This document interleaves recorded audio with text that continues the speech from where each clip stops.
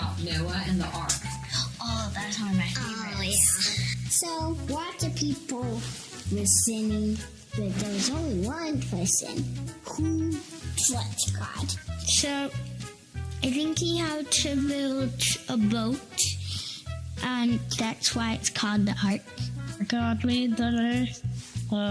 Adam and Eve sinned, so a lot of people sinned, so then God got mad and he told Noah to make an ark, and then so they would be safe from the flood. God said that a big flood of water will come and cover up the whole earth. Did Noah take animals on the ark? Yes. Yeah. Yes. They take them on the boat. It's called the ark. And he sent animals going in 2 by 2. And God didn't tell anyone besides Noah. And then he went on the water, and he sent a dove out to see if he was close to land. Oh, and then when they were done, well, they got off the boat and had a happy life. And there was a rainbow, and God told Noah that he'd never flood the earth again.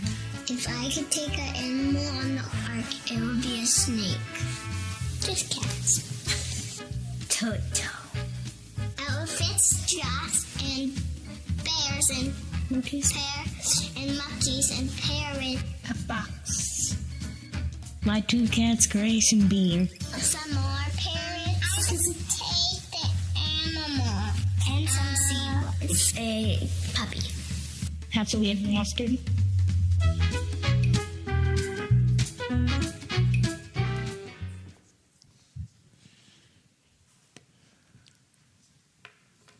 Well, good morning, friends. So glad that you are here together with us today, whether you're here in the room, whether you're joining us online, and if you're a guest, special welcome to you. Excited that you are here. And this is a big Sunday. In case you missed it, VBS was this past week, so big thank you to you. We served about 220 kids on this campus all week long, and there were a little over 100 volunteers, which was a lot of you. So thank you for giving your week to serve these kids. It's also a big Sunday because this is the pivot point in our countdown of the top 10 Bible stories for a life of faith, according to the kids of Lake Norman Baptist. So we're entering the top 5 today. And along with that, I want to thank Shadrach and Evan and Tucker for closing out the back half, 10, 9, 8, 7, 6. And here we go. We're into the top 5 today. And as we just saw, number 5 is Noah and the ark. Who was right about it? Anybody call this one? I know there have been some wagers happening, among the church, among the community groups and different things, Bible studies, what's coming next. So the big reveal, it's Noah and his ark today. So in case you missed it, this is a story about judgment. Our kids got it right, but it's also a story about salvation, of God preserving Noah and his family. It's also a story about a great promise that's a reminder to us every time we see a rainbow. We saw a pretty good rainbow this week, didn't we? So yeah, in case you missed it, those are the big parts of the story. But if you peel back the layers a little bit, you find that this is a story not only about a boat, but actually the latter part of the story of Noah is about a tent. So there's a boat and a tent in the 2 big movements of this story, and we're going to see something about that in a little bit. And if you continue peeling back the layers, I believe this is also a story about transitioning from childhood to adulthood. I think this is a story where we learn some things about adulting. Now, this is something that we think about a lot in the Hanbury household right now. We've got 3 young adults who are in that transition period from childhood. They've moved into young adulthood, and so we're talking a lot about what it means to be an adult. So here's the observation that Dina and I have made here lately. When you got little kids, which many of you do, or if you're pregnant and expecting,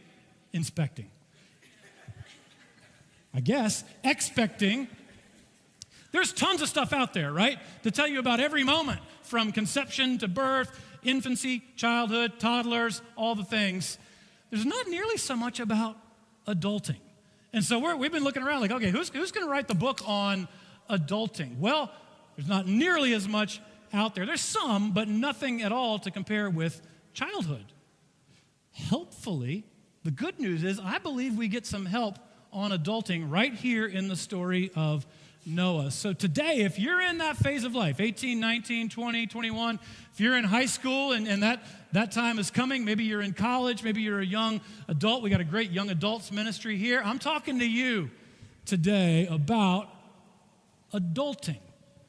And I think we're going to see some things in this story that can help us. Now, without imposing too much of my life story on the story of Noah, the framework we're going to see today is how God worked in the world through this incredible event to actually grow the world up from childhood, in a sense, to adulthood. What do we mean by that? Well, to get after it, we're going to start with the world's childhood.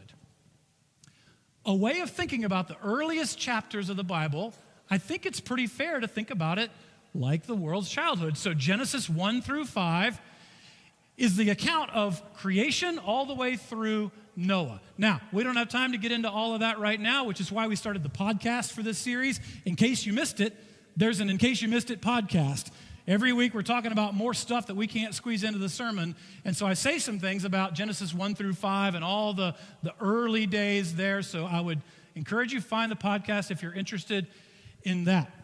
But at the end of Genesis 5, we're introduced to Noah for the first time. So Genesis 5, 28 and 29 tells us this.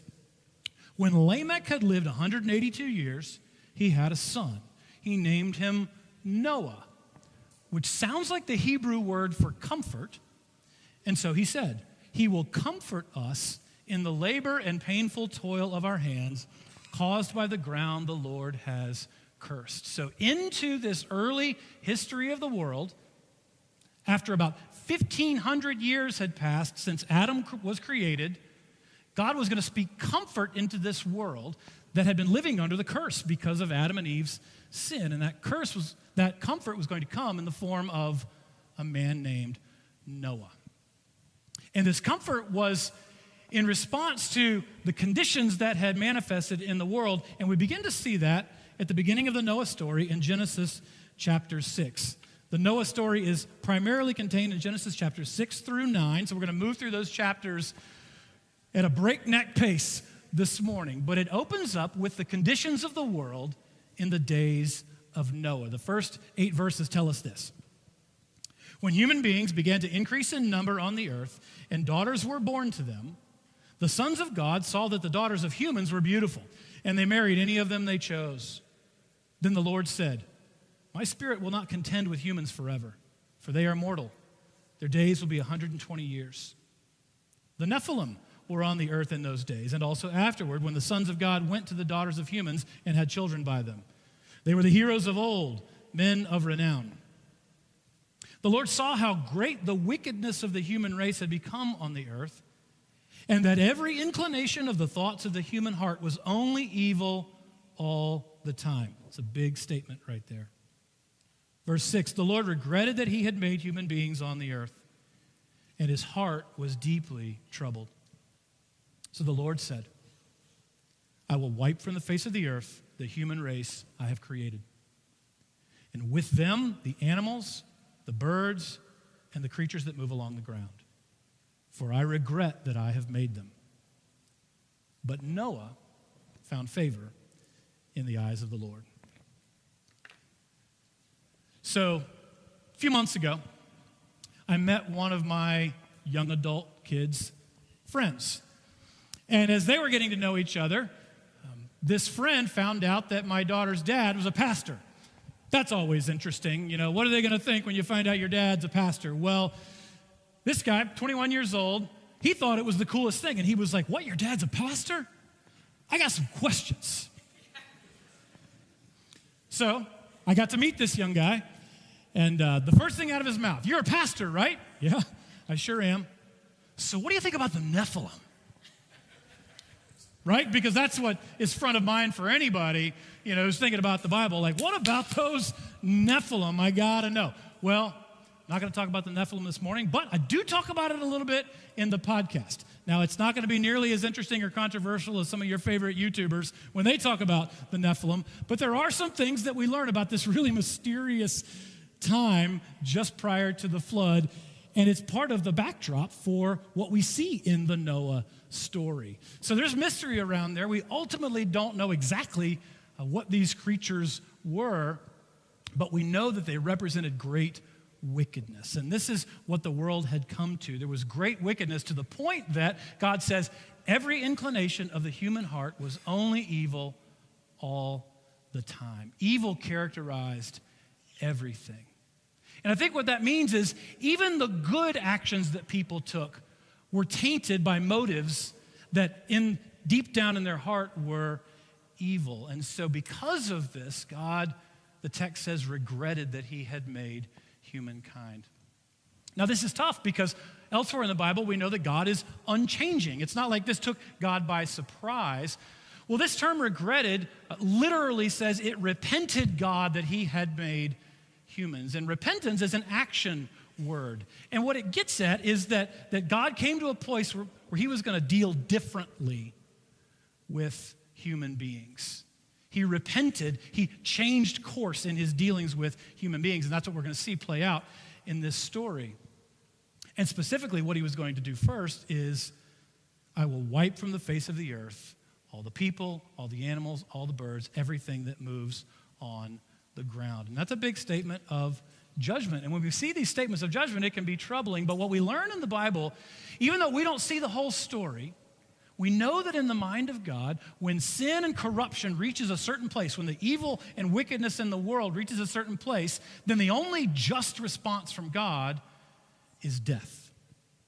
We see this several chapters later in Genesis. God gives a promise to Abraham on down the line that he's going to use the Israelites to drive out the Canaanites from the land, to give them the promised land, but they had to delay because the sin of the Amorites, which was one of the people that lived in Canaan, wasn't complete yet. So we see God waiting, delaying, and this is the mind of God. When sin reaches a certain tipping point, the only just response is death. And so we see this happening here. And in this announcement, he says that death is coming in 120 years.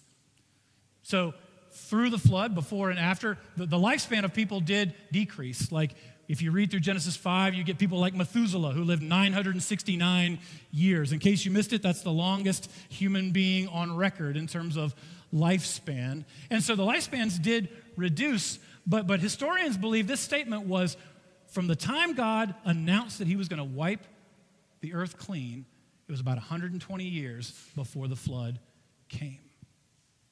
And then in the next few verses, we see some more detail about how God was going to respond to the conditions of the world and the great wickedness of that time. So Genesis 6, beginning in verse 9, tells us this.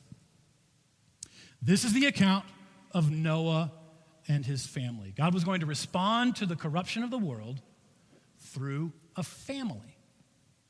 Noah was a righteous man, blameless among all the people of his time, and he walked faithfully with God. Noah had 3 sons, Shem, Ham, and Japheth. Now the earth was corrupt in God's sight and was full of violence. God saw how corrupt the earth had become, for all the people on the earth had corrupted their ways.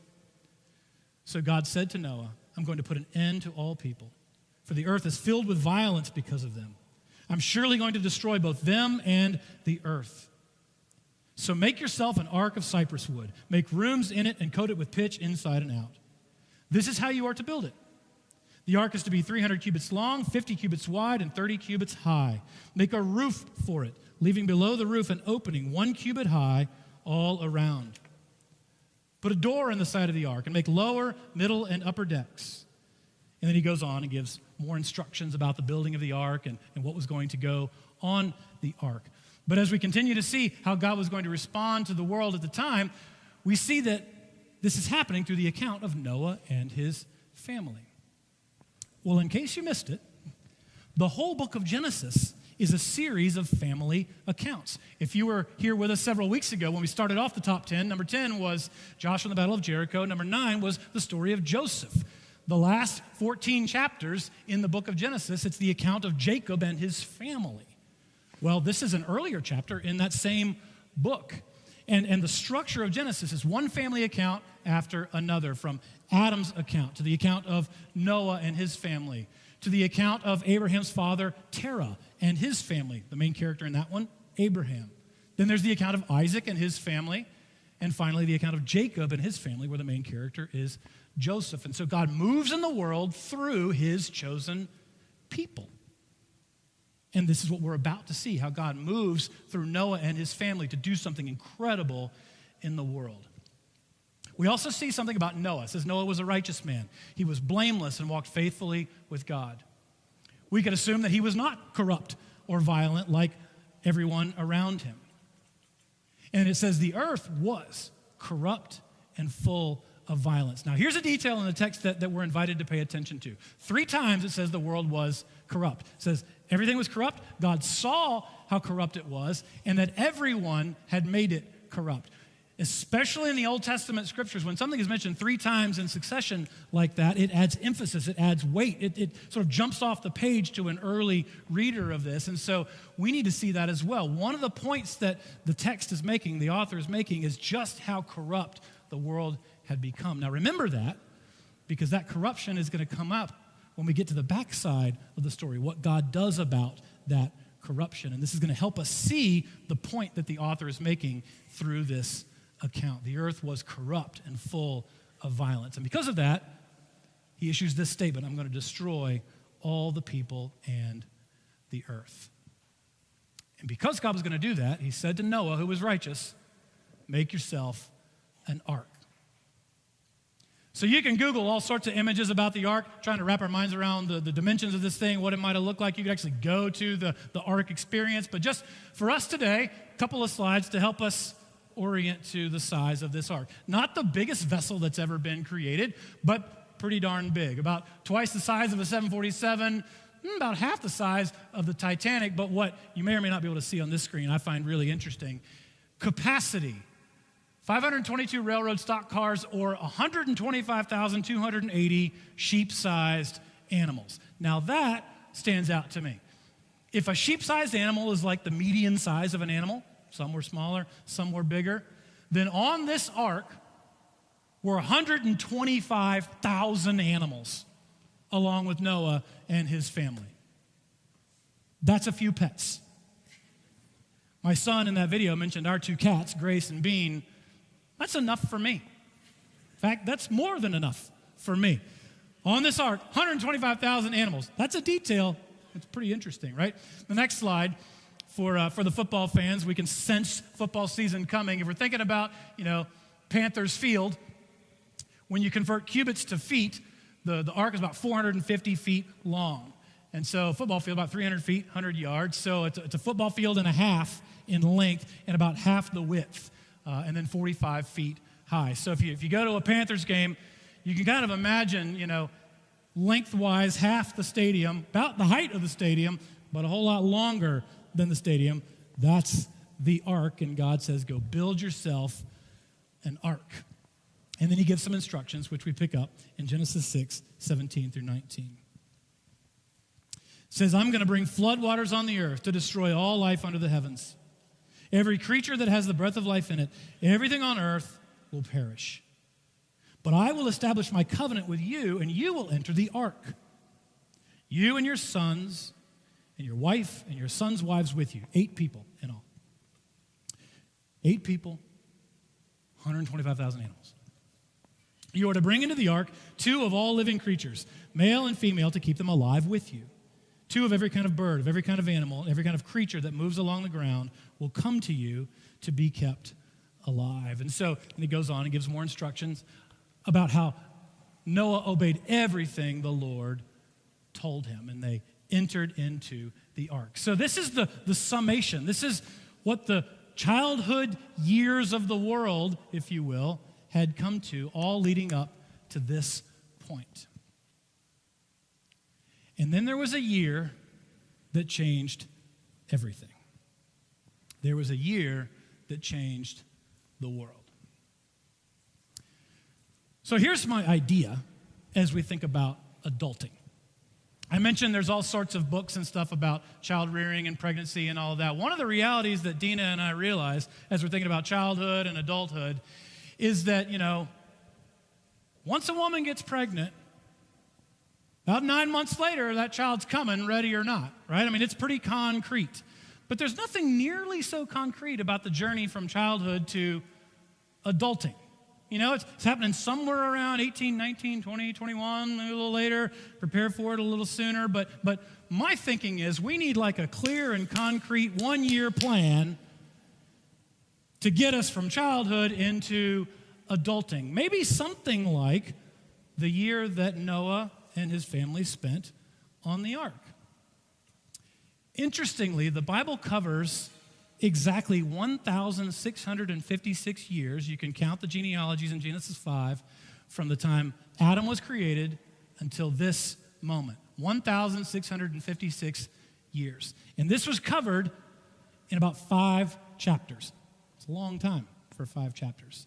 And then the next 3 chapters or so are devoted to 1 year. Now, when you're looking at the pace of the text, this invites us to really slow down and pay attention. The pace of Genesis slows way, way down for us to see what happened this year and how it changed the world. And to be sure, sometimes a year changes the world a lot. 2020 changed the modern world a lot. None of us saw it coming, but none of us has forgotten it. And so we're about to read about a year in the ancient world that changed everything. And I'm going to suggest, in a way, God used it to bring the world from a sense of childhood into an early adulthood of sorts. So here it begins, 1,656 years, which is about 2,500 BC, a year that changed the ancient world. We see this narrative slow down in Genesis 7, beginning in verse 11. It says, in the 600th year of Noah's life, on the 17th day of the 2nd month, on that day, all the springs of the great deep burst forth, and the floodgates of the heavens were opened, and rain fell on the earth 40 days and 40 nights. On that very day, Noah and his sons, Shem, Ham, and Japheth, together with his wife and the wives of his 3 sons, entered the ark. They had with them every wild animal according to its kind, all livestock according to their kinds, every creature that moves along the ground according to its kind, and every bird according to its kind, everything with wings. Pairs of all creatures that have the breath of life in them came to Noah and entered the ark. The animals going in were male and female of every living thing, as God had commanded Noah. Then the Lord shut him in. Now, one thing you notice is that the time markers are very specific, right? The 17th day of the 2nd month, which is a suggestion to us that the author wants us to slow down and pay attention to the timing of what happened during this year. Now, unfortunately, the time markers of the ancient world don't mean as much to us as they would have to an ancient reader. So we're going to do something that hopefully will be a little bit of fun. We're going to look at the year that Noah and his family were on the ark in terms of our calendar and kind of overlay our calendar year onto this calendar year to give us a sense of how the time passed when they were on the ark. So you ready for this? It says it all happened on the 17th day of the 2nd month. So for us, that is what? February 17th. What happened just before February 17th? Valentine's Day. So Jesus himself in Matthew, when he's talking about Noah, he says right up until the flood, people were marrying and giving in marriage. So probably a lot of people got married on Valentine's Day that year. They were about to celebrate their honeymoon right before the flood came. What happens right before Valentine's Day? The Super Bowl. So they just watched the Super Bowl, and on the 17th day of the 2nd month, here came the floods. And the text tells us that the flooding went on for 40 days and 40 nights, to the point that it covered even the highest mountains, specifically by about 23 feet, 15 cubits, about 23 feet. And that every person, animal, and creature on the earth perished under that flood. Only Noah was left, the text says, and those who were with him in the ark. It goes on to tell us that flood level remained for 150 days. Chapter 7, verse 24, 150 days that flood remained. So it came on February 17th, and for the next 5 months, they were on the ark, which means, of course, March Madness came and went. They're still hanging out on the ark. Spring break, what they would have taken, came and went. Easter, half of baseball season, that time would have gone by while they're on the ark. Memorial Day, the start of summer break, July 4th, all of this, as we think about our calendar, they spent on the ark. Talk about sheltering in place, right? The world was changing, and here they were, all this time, floating on the ark, 150 days. You just imagine, sort of slow down and imagine what that would have been like. One of the details is that there was a row of windows 18 inches high at the top. But most of the ark, dark. 5 months. But then something happened during the summer. Genesis 8:1 tells us this. But God remembered Noah and all the wild animals and the livestock that were with him in the ark. And he sent a wind over the earth, and the waters receded. Now the springs of the deep and the floodgates of the heavens had been closed, and the rain had stopped falling from the sky. The water receded steadily from the earth. At the end of the 150 days, the water had gone down. And on the 17th day of the 7th month, the ark came to rest on the mountains of Ararat. That line in Genesis 8:1, God remembered Noah, that's the central line of this whole story. It's the pivot point of the structure of the story, from increasing judgment to increasing salvation as the waters receded. A key moment, and we're invited to see how God was going to keep his promise to Noah. And he kept his promise just in time for VBS. July 17th, right? The 17th day of the 7th month. They did VBS right there on the ark. They had plenty of animals. I'm sure they got them dressed up. It may have been the greatest VBS in history. I don't know. The ark stopped floating. It anchored itself. It was grounded. Still water everywhere. But this was midsummer, 5 months in. And so then the water started to recede for the rest of summer. So they're still there on the boat, not floating, but grounded for the start of school, for the start of football season, Labor Day. Maybe they had a cookout on the deck. All through September, 2.5 more months, the waters were receding. And Genesis 8:5 tells us what happened next. It says, the waters continued to recede until the 10th month. And on the first day of the 10th month, the tops of the mountains became visible. First day of the 10th month, October 1st. You knew that. You just didn't want to say it out loud. Now that the fall had come, after 7.5 months on the ark, they could finally see something besides water. Imagine that. All they could see, 7.5 months, water in any direction. And now finally, what could they see? The tops of the other mountains off in the distance. And I hope it was a good view, because that's what they get to watch for the next little while. So no mid-season football. They couldn't see how the Panthers were doing mid-season. Couldn't see the World Series. All that time is passing by. You know, as every day they're feeding all 125,000 animals, cleaning out the stalls, all the other maritime duties that they had to account for every single day, month after month.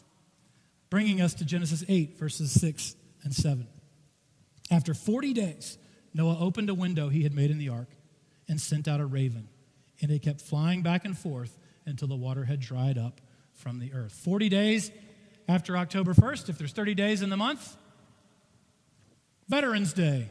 On Veterans Day, Noah sent out a raven, and we're told that raven shuttled back and forth until it could make a new home on the time of the earth. And then something fascinating happens. The narration slows down to the most detailed description we have in the Bible yet since the Garden of Eden. And we have Noah's interaction with this dove. Listen to what it says, Genesis 8 through 12. Then he sent out a dove to see if the water had receded from the surface of the ground. But the dove could find nowhere to perch because there was water all over the surface of the earth. So it returned to Noah in the ark. He reached out his hand and took the dove and brought it back to himself in the ark. He waited 7 more days and again sent out the dove from the ark. When the dove returned to him in the evening, there in its beak was a freshly plucked olive leaf. Then Noah knew that the water had receded from the earth. He waited 7 more days and sent the dove out again. But this time, it did not return to him. So as we've been reading the story of the world up until this point, sweeping narratives, hundreds, thousands of years passing in just a sentence or two. And yet the narrator, the author, slows down to the point where we see Noah reaching his hand out the window. A guy who was tough enough to build this massive structure, to manage the chaos of 125,000 animals for all these months. Here's Noah, true to his name, the Comforter. Tender and gentle enough that we're invited to imagine him reaching his hand out and taking one little bird, bringing it in through the window to himself. Noah was the Comforter. And through him, God would comfort the world right on down to this one small animal, this dove. And so we see some of who Noah is in this description of how he handled this small bird. And it says it was about 14 days. He sent him out a few different times before he evidently found a place where he could make a home. He was inhabited, which means by Thanksgiving, this dove didn't come back. By Thanksgiving, they had something to be thankful for. Somewhere out there, they couldn't see it yet, the ground has dried up enough that this dove could make a home. That's a lot of hope.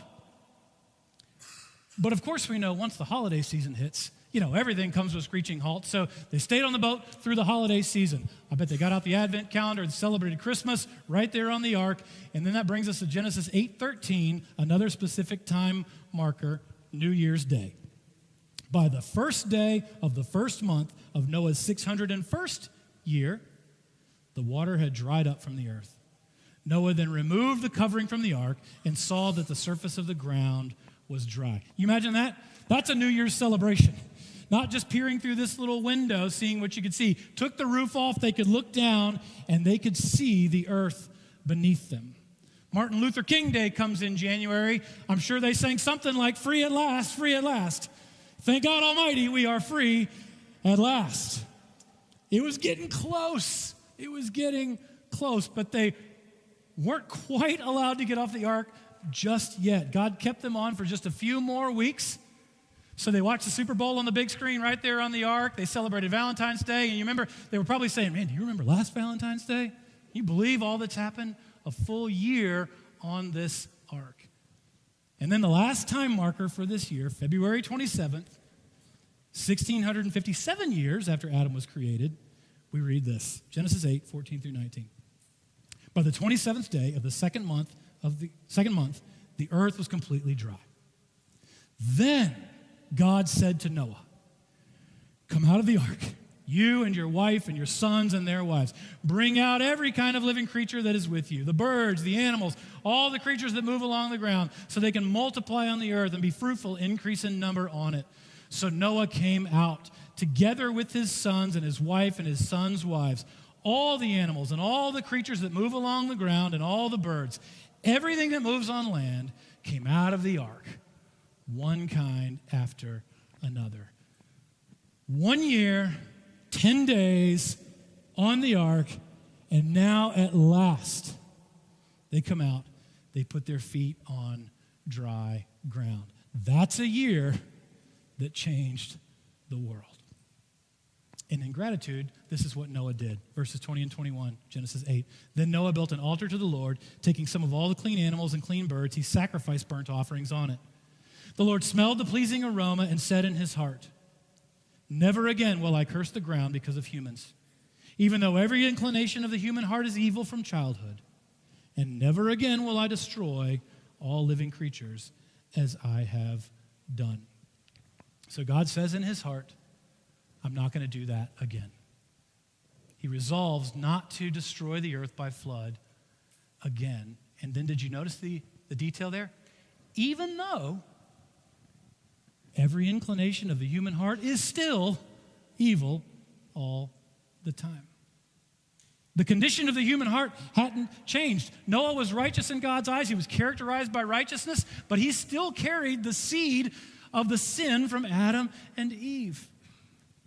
But what changed is how God was going to deal with the human heart. And this is where we see this transition from childhood into adulthood. And we begin to see the early descriptions of what you might think of as the world's young adulthood. And he begins to lay down some new expectations of how he was going to deal with humanity and what he expected of them. And what ultimately he expects of you and me, especially as we consider this transition from childhood into adulthood. What do we mean by that? Genesis 9, the first 3 verses, we find this. Then God blessed Noah and his sons, saying to them, "Be fruitful and increase in number and fill the earth. The fear and dread of you will fall on all the beasts of the earth and on all the birds in the sky and on every creature that moves along the ground and on all the fish in the sea. They are given into your hands. Everything that lives and moves about will be food for you. Just as I gave you green plants, I now give you everything." So a couple new things here. God gives this new family that has survived the flood a new mandate to multiply and fill the earth. It's a restatement of what he had called Adam and Eve to. And then he also gives them a new relationship with the animals. Part of this young adulthood that he's calling humanity into is that the animals went from companions to now food, sustenance for humans, and how they stepped into that and leverage that new relationship was part of his expectations of young adulthood. There was a new mandate, new relationship with the animals. He goes on in Genesis 9, verse 4. It says, "But you must not eat meat that has its lifeblood still in it. And for your lifeblood, I will surely demand an accounting. I will demand an accounting from every animal, and from each human being too. I will demand an accounting for the life of another human being." Verse 6, "Whoever sheds human blood, by humans shall their blood be shed. For in the image of God has God made mankind." Now here's where the details in the text matter. What we see here is the earliest statement of a new expectation of accountability. Here he's calling people to step up and be held accountable for their actions, and also to do the hard work of holding other humans accountable for their actions. For the first time, we see this early law being given. For the life of a human will take that life. And so it's taking responsibility. It's stepping into a new kind of accountability. Their parents couldn't do it for them. God wasn't going to do it for them. They were held accountable and called to hold others accountable, which is a pretty good summary of adulting. Learning to take accountability for your own actions and to do the hard work of justly holding others accountable for theirs, both people and animals. This is an early statement of adult kind of accountability. And we see this play out even in the life of Noah. Very interesting. In case you missed it, to this point in the story, Noah doesn't say a word. God does all the talking. Noah listened and he obeyed. But after this mandate of accountability, a little bit later on in the story, we don't have time to read it, but you can read through Genesis 9, and Noah speaks for the first time when he's holding his son Ham accountable for his action. He grew up into this new accountability that God had called him to.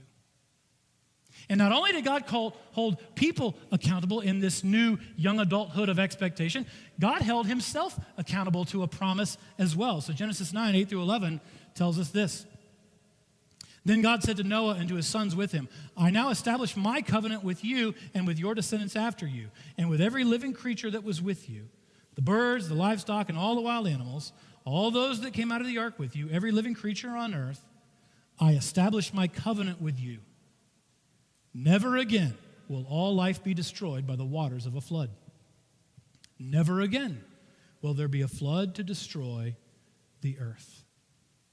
And then as a sign of that promise, he goes on in verse 12, he says this, "This is the sign of the covenant I am making between me and you and every living creature with you."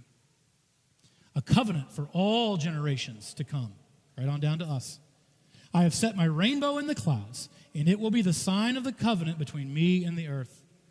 Whenever I bring clouds over the earth and the rainbow appears in the clouds, I will remember my covenant between me and you and all living creatures of every kind." And so God set his warfare weapon down, his bow. This would have been understood in the ancient mind. He was putting his bow down. So when we see a rainbow in the clouds, it's not just an arc of pretty colors. It's a symbol of God's weapon of destruction through a flood being set down. As he promises humanity, he's never going to hold them accountable in that way again. And we're reminded of it every time we see that rainbow. And so out of this new declaration of accountability, the rest of the story, we see these first new acts of accountability. Now, we don't have time to read the details here, but this is where the tent comes into play. Most of the story has been spent on a boat. But after they had completed that year, they finished the journey, the text tells us that Noah planted a vineyard. When the first crop of grapes came out, he made some wine, drank a little bit too much of it, went to his tent, forgot to put his clothes on, and here's Noah naked in his tent. Here comes his son Ham, and he sees his father naked. Now, it wasn't just a glance. It was more than that. The language that's used here, the text is very modest, but Ham did wrong by his father.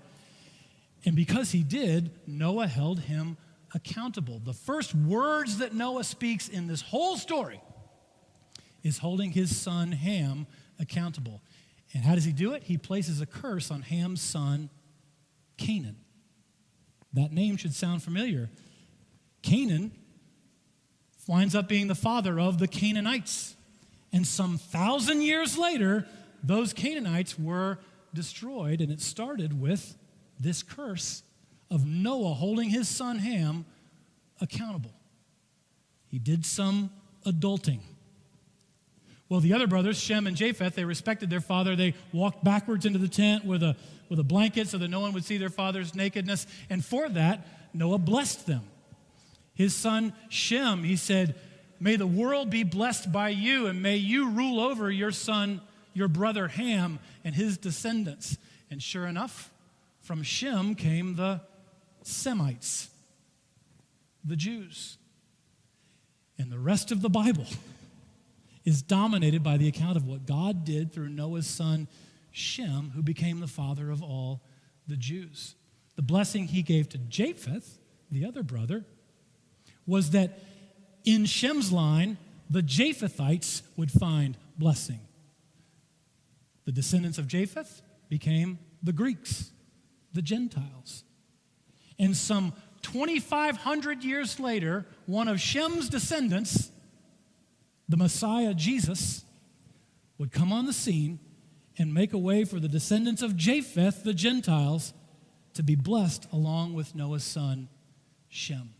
All of history, the saving work of God played out through Noah holding his sons accountable, through curse and through blessing. And it all starts there with this early form of adult-level accountability. Now, I want to put this on the ground for us quickly as we think about what we can learn about adulting through Noah. 5 quick lessons, and I mean quick, on accountability, on adulting that we learn from Noah. Now, these are coming from, in case you missed it, the 5 other times in the Bible that Noah is mentioned. Outside of this story, 5 times Noah is mentioned, and each time we learn something important about his legacy. And so I want to say to you specifically, those of you who are 18, 19, 20, 21, coming up on it, maybe you're in your 20s, you're in that young adult phase. Part of adulting is learning to be accountable for your life. And part of being accountable for your life is your spiritual life, your relationship with God. You're accountable for how you relate to God. Your parents can't do it for you. If you're married, your spouse can't do it for you. The church can't do it for you. Part of adulting is taking responsibility, being accountable for your spiritual life, your relationship with God. And there's 5 specific things we can learn from the legacy of Noah.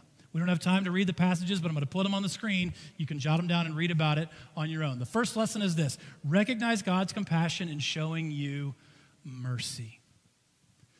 Noah's name is mentioned in Isaiah 54 at a time when, in God's dealing with his people, they had to recognize they were deserving of judgment, but God gave them mercy. And there comes a time in your life when you need to own the corruption in your own heart. No more excuses, no more passing the buck. Every inclination of the human heart is tainted by evil all the time. You come to the point where you own it for yourself, and you recognize God's compassion in showing you mercy. That's the first lesson from the legacy of Noah. It's a lesson in spiritual adulting. Second lesson: keep watch for the next big act of God, the return of Jesus. In Matthew 24, Jesus mentions Noah, and he says, just like in the days of Noah, people were living their lives, they were marrying, giving in marriage, they were partying, living it up, didn't see anything coming, took most of the world by surprise, but Noah believed God, and he was prepared. And so Jesus says, keep watch. Just like nobody saw the flood coming, the world's not going to see Jesus coming. But those of us who are Christians, those of us who read God's word, children of God, we can keep watch. So the second lesson in adulting is to keep watch for the next big act of God, the return of Jesus. Third lesson, this comes from the book of Hebrews: have faith in God and do what he calls you to do. Maybe the most fundamental posture that we learn from Noah is that he believed in God. When God came and told him something unbelievable, he believed it. He did what God called him to do, and God delivered him. And so it's not your parents' faith. It's not your spouse or family member or friend's faith. It's your faith for which you are held accountable. You do what God has called you to do. And that's what Noah is commended for in Hebrews 11, his faith and his willingness to do what God called him to do. Fourth lesson in adulting from the legacy of Noah: get baptized as a follower of Jesus. The Apostle Peter in 1 Peter mentions the flood. And in the days of Noah, the flood was used to cleanse away the corruption and wickedness of the world. And in the same way, he says, the waters of baptism symbolize the work of the Holy Spirit to wash away the corruption in your own life, in our own lives. And Jesus said, if you believe in me, if you're a follower of me, be baptized as my follower. So if you've put your faith and trust in Jesus, either as a child or recently, and haven't taken that step, learn from Noah about the significance of baptism. Get baptized. We'll have a baptism opportunity in September, the beginning of the fall. You can take that step. Fifth and final lesson in adulting from the life of Noah: trust God to carry you through the trials of life and to judge the evil in the world. As you're making your way into your own adult life, in 2 Peter, the Apostle Peter tells us, if God has the power to deliver Noah from the flood, he's got the power to deliver you from the trials of your life. You can trust him. Also, if God has the power to deal with the evil and wickedness in the world in the days of Noah, he can deal with the evil and wickedness in the world today. So the adulting lesson from Noah is to trust God. 5 lessons. And I'm speaking specifically to those of you who are in these young adult years, but I'm speaking to all of us. We all have growing up to do, don't we? Leaning into our relationship with God, embracing that accountability, believing God, and doing what he calls us to do. May we move from spiritual childhood to spiritual adulthood, and may we remember it every time we think about Noah. Would you join me in prayer? Lord, thank you for your word, which impacts us on so many levels. Lord, thank you for what you have done in history through Noah and his family. Thank you for your wise and perfect judgment. Thank you for your grace and mercy and salvation. Lord, thank you for how it teaches us in some very practical ways what it means to own our relationship with you. And so I pray for every person within the sound of my voice, in this room, online, especially those who are in this transition point of life of stepping into their own adulthood. Lord, I pray that you would open hearts and minds to have faith and trust in you, to become a follower of Jesus. Lord, I pray that you would help us to trust in you, to have the faith and courage to do what you call us to do. Lord, if you have the power to save, if you have the power to judge,